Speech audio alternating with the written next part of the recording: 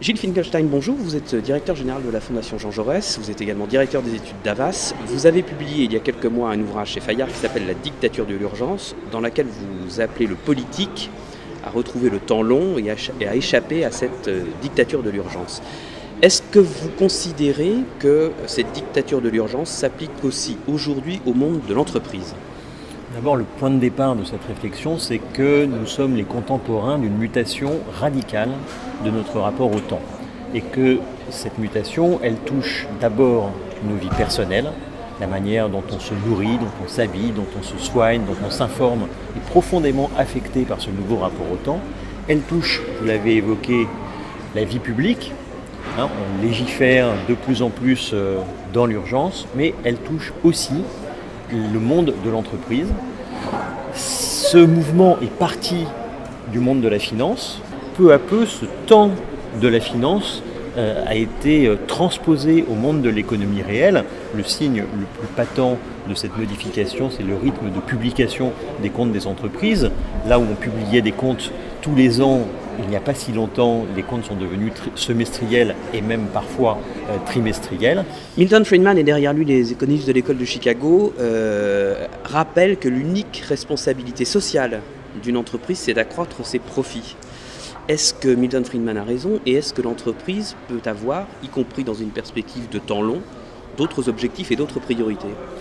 Alors, c'est une question controversée, une question fondamentale qu'on peut résumer de la manière suivante, c'est à qui appartient une entreprise. Il y a, pour utiliser la formule anglo-saxonne, les shareholders et il y a les stakeholders. Il y a les actionnaires et il y a l'ensemble des parties prenantes. La thèse de Milton Friedman, c'est que l'entreprise appartient et appartient exclusivement à ses actionnaires et que donc elle a pour seul objet de maximiser le profit. Cette thèse, évidemment, elle est controversée. Il n'y a pas si longtemps, il y a une vingtaine ou une trentaine d'années, Galbraith avait publié un livre qui s'appelait Le Nouveau Monde Industriel, dans lequel justement il expliquait que ce à quoi on avait assisté, c'était au déplacement du pouvoir des actionnaires vers le pouvoir managérial.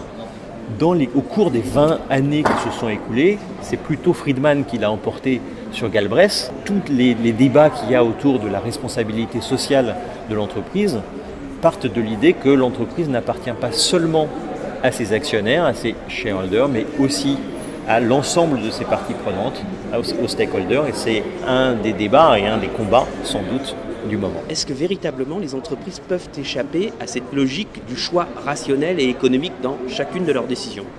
Y compris sur le registre de l'efficacité, il est parfois important de ne pas être dans l'urgence. Un exemple, un contre-exemple. L'exemple, c'est celui de Google. Google, par nature, est une entreprise qui, évidemment, est dans l'urgence, dans le temps rapide, parce qu'elle est dans les nouvelles technologies.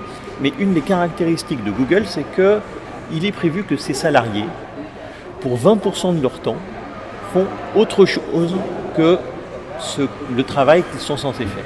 Et bien, ce qui est fascinant, c'est que 50% des innovations de Google trouvent leur origine dans ce 20% de temps que les salariés consacrent à autre chose que ce qui est censé être leur travail. Et donc on voit qu'un détour, un pas de côté, parfois peut être un pas qui permet à l'entreprise d'aller plus vite. Voilà l'exemple. Le contre-exemple, c'est ce qui s'est passé il y a quelques années à France Télécom, entreprise qui se trouvait dans une situation de sureffectif et dont le patron, devant les analystes financiers, a fixé un objectif de réduction de ces sureffectifs qui était un horizon extrêmement court, engendrant les difficultés que l'on a connues, alors même que le seul examen de la pyramide des âges des effectifs de France Télécom montrait qu'en prenant 2 années de plus, on arrivait à résorber ces sureffectifs.